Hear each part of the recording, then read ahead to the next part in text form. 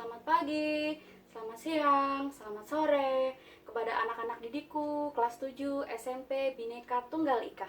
Apa kabarnya hari ini? Semoga hari ini kalian masih dalam keadaan sehat walafiat ya. Oke, pada video kali ini, ntar dulu deh. Bu Nuni tetap mau mengingatkan kalian untuk tetap jaga kesehatan ya. Jadi kalau nggak penting-penting banget dilarang keluar rumah. Ya, jadi kalau kalian pun terpaksa harus keluar rumah, jangan lupa memakai masker. Dan itu bawa hand sanitizer juga. Misalnya kamu harus habis pegang fasilitas umum, misalnya ke warung atau ke minimarket gitu. Jadi kalau habis pegang fasilitas umum, sebaiknya kamu pakai hand sanitizer. Habis itu tetap ya, kalau pulang kalian harus cuci tangan selama 20 detik. Biar virus-virus atau bakteri-bakteri yang nempel di tangan-tangan kamu itu mati semuanya ya. Nah, selain itu tetap saya ingatkan kepada kalian, tetap jaga kesehatan dengan pola makan yang bergizi. Nggak bergizi itu nggak harus mahal ya, tapi 4 sehat 5 sempurna. Tidur atau istirahat yang cukup, jadi jangan mentang-mentang jadi kamu belajarnya di rumah bisa bangun siang, jadi kamu nonton drakor sampai pagi.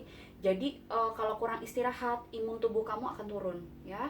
Jadi nggak usah stres, tetap happy, tapi tetap happy, tapi tetap waspada. Tidak stres, jangan panik. Kalau kalian stres, kalian panik, itu akan menurunkan imun tubuh. Jadi tetap semangat ya. Nah, pada materi kali ini Bu Nuni akan mencoba menjelaskan tentang struktur bumi ya. Paham dong bumi itu siapa? Apa? Bumi itu siapa?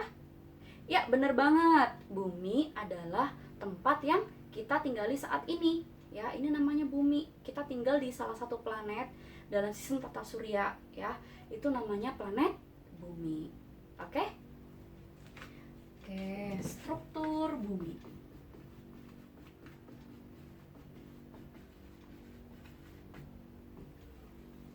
Oke. Sudah sering mendengar dong bumi itu siapa? Nah, tadi kan saya udah jelasin ya bahwa bumi merupakan kelompok tata surya, planet ketiga dari tata surya ya. Oke. Kalau digambarkan memang bumi itu bentuknya bulat ya. Maaf, ini saya gambarnya bulatnya nggak penuh ya. Oke, bulatnya nggak penuh. Jadi bumi itu merupakan tempat tinggal atau tempat beradanya, berkumpulnya komponen biotik dan komponen abiotik yang saling melengkapi. Oke, pada bab sebelumnya Bu Nuni sudah jelaskan ya, komponen biotik yang ada di bumi itu siapa aja? Siapa ayo? Ya, benar sekali. Ada kita, manusia, ada tumbuhan sebagai produsen, dan ada hewan. Hewan kedudukannya sama ya, maksudnya bukan gimana ya, tapi hewan dan manusia sama-sama sebagai konsumen. Kenapa kemarin tumbuhan disebut sebagai produsen? Bener banget, karena dia termasuk organisme autotrof. Dia mampu membuat makanannya sendiri. Itu sedikit pengantar aja ya. Jadi yang tinggal di bumi ada komponen biotik dan komponen abiotik. Nah, komponen biotik ini tidak bisa hidup tanpa adanya komponen abiotik, karena kita membutuhkan komponen abiotik. Nah, komponen abiotik ini siapa? Komponen abiotik ini kemarin udah saya jelasin ya di bab sebelum kita belajar dari rumah waktu masih di sekolah. Komponen abiotik ada air, betul. Air kalau tumbuhan biotik ya. Udara, cahaya, suhu, kelembapan. Nah, itu semua adalah komponen abiotik. Antara biotik dan abiotik kita saling melengkapi ya. Jadi begini. Kita butuh biotik, kita butuh abiotik. Ya, kita butuh abiotik. Abiotik memberikan sarana kepada kita untuk hidup. Oke? Nah, sekarang Bu Nuni akan menjelaskan struktur bumi ya. Jadi kalau dibelah atau dipecah gitu ya, atau bisa dilihat, sebenarnya bumi kita tuh berlapis-lapis loh ya. Sebenarnya bumi kita tuh berlapis-lapis, tetapi karena karena kita tidak bisa melihat, tidak ada wisata yang nggak ada wisata yang sampai ke inti bumi karena sangat panas ya. Karena sangat panas, karena panas dalam inti bumi itu melebihi panasnya matahari ya. Jadi kalau bisa dikupas seperti buah, ibaratkanlah itu buah rambutan. Buah rambutan, sudah pernah makan rambutan ya? Oke. Kalau kita makan rambutan yang berambut-rambut warna merah bagian luar itu namanya kerak bumi. Nah, kalau di sini yang mana? Betul sekali, yang paling luar.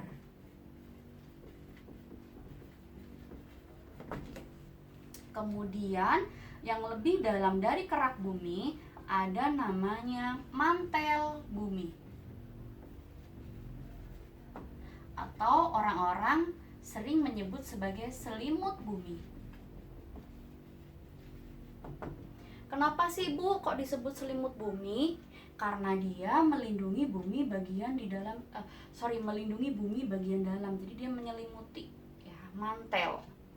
Nah, yang lebih dalam lagi, ini dari luar ya, ini dari luar, kerak, mantel, yang ini inti luar.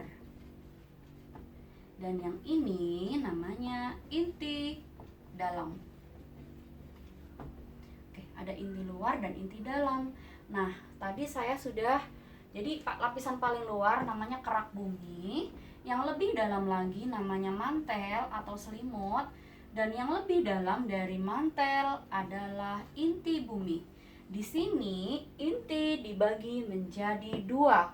Ada inti luar dan inti dalam. Begitu ya. Jadi tadi saya umpamakan kalian makan buah apa tadi? Rambutan. Ya, jadi yang berambut di bagian luar itu adalah siapa? Kerak buminya. Yang berambut di bagian luar itu adalah kerak buminya. Terus yang daging buahnya yang kalian makan itu adalah mantelnya. Sedangkan biji rambutannya itu adalah intinya. Nah, bumi kita seperti itu strukturnya. Paham ya? Nah, sekarang kalian catat dulu. Kalau mau catat, silakan videonya di pause dulu.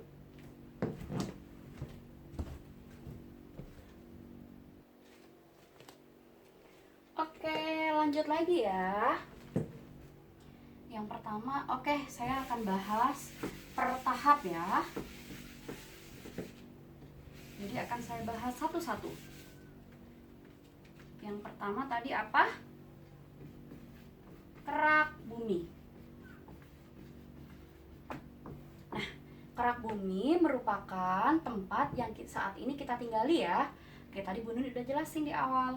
Nah, kerak bumi karakteristiknya dia tersusun dari batuan, beku, batuan sedimen, dan batuan metamorf. Oke, tersusun dari batuan beku, batuan sedimen, dan batuan metamorf. Itu adalah komposisi dari kerak bumi. Yang kedua, ini yang A, yang B, ketebalannya mencapai 32 km.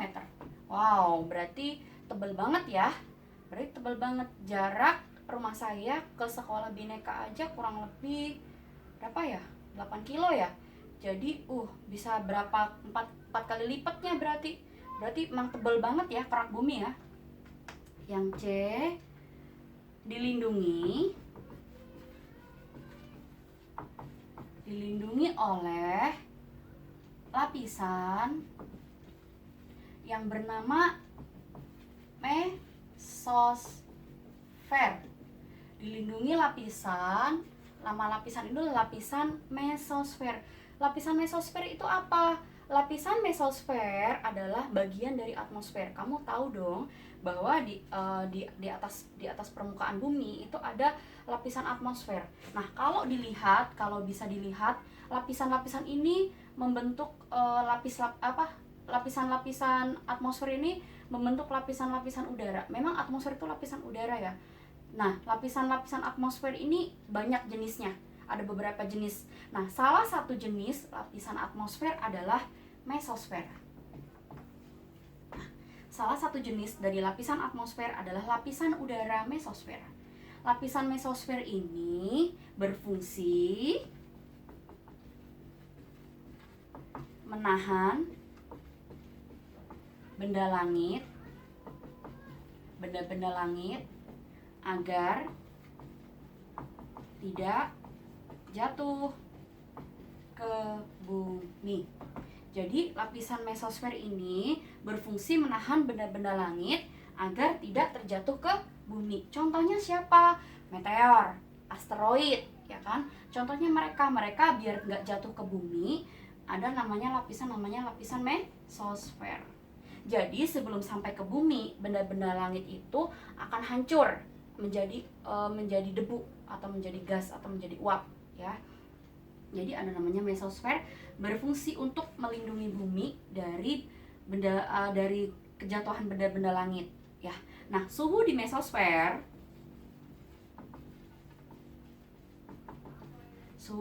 itu mencapai min 50 derajat Celcius. Kayak apa tuh min 50 derajat Celcius? Sampai 70 derajat Celcius. Semakin ke atas suhunya semakin dingin. Oke? Semakin ke atas suhunya semakin dingin. Jadi lapisan mesosfer ini tebal, ya. Lapisannya tebal. Suhunya mencapai min 50 derajat Celcius sampai 70 derajat Celcius. Semakin ke atas suhunya semakin dingin. Oke, silahkan dicatat dulu ya.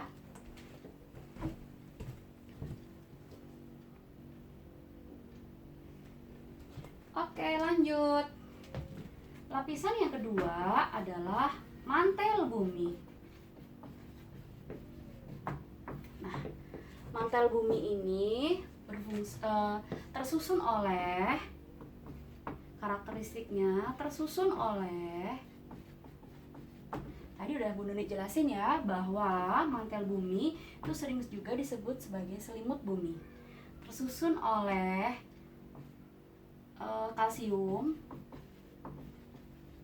magnesium, besi,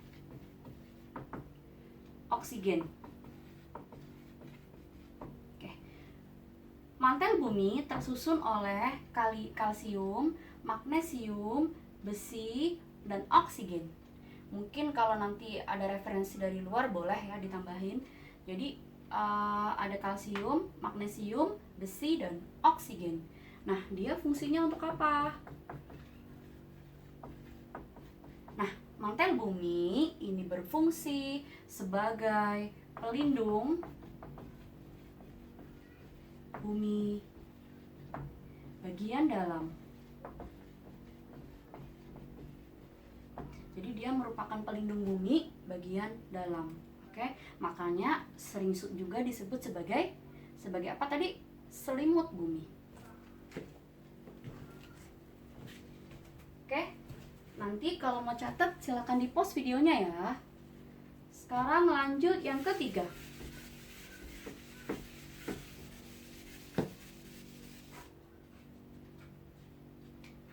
Yang ketiga ada yang namanya inti bumi. Nah, inti bumi itu tersusun oleh besi dan nikel. Inti bumi tersusun oleh besi dan nikel. Nah, inti bumi ini dibagi menjadi dua. Ada inti luar dan inti dalam. Oke, inti bumi dibagi menjadi dua. Ada inti luar dan inti dalam. Nah, pada inti luar suhunya mencapai 8.000 sampai 11.000 derajat Fahrenheit. Hot ya. Nah, inti dalam panas maksudnya. Inti dalam tuh suhunya 9.000 sampai 13, sorry, Kak muat bawahnya aja ya.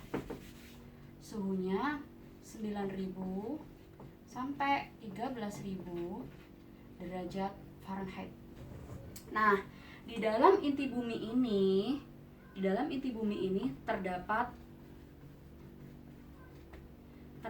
magma pada gunung yang disimpan di gunung berapi ya. Ya, jadi dia punya magma, panas banget berarti ya. Nah, di dalam inti bumi terdapat magma dan suhu di dalam inti bumi ini ternyata dia lebih tinggi daripada suhu matahari. Gitu. Silakan dicatat dulu ya. Oke, saya ulangi lagi ya, bahwa bumi kita tersusun dari 3 lapisan. Apa aja tadi? Oke, pinter banget. Yang pertama ada kerak bumi. Yang kedua ada mantel bumi. Dan yang ketiga ada inti bumi. Inti dibagi menjadi berapa tadi? Ya, bener sekali. Inti dibagi menjadi 2. Ada inti luar dan inti dalam. Oke, untuk untuk memperdalam pemahaman kamu, nanti kamu kerjakan uji kemampuan 12.1 halaman 184 ya. Dan untuk video kali ini saya rasa cukup. Oke, terima kasih atas waktunya. Tetap semangat, tetap berpikiran positif, dan tetap happy ya. Waspada boleh, tapi panik jangan. Oke, saya rasa cukup sekian video dari saya hari ini. Terima kasih, bye-bye.